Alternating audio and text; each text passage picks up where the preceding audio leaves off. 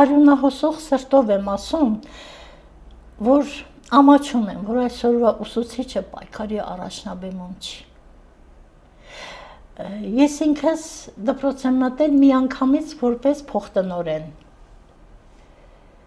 բայց երբ ազգային զարթոնքը սկսվեց, մի օր չեմ բացակայել պայքարից, աշխատանքից, ոչ էլ աշխատանքից եմ բացակայել, ես այդ պայքարին մասնակցել եմ իմ տանը մնալու, իմ երեխաներով զբաղվելու,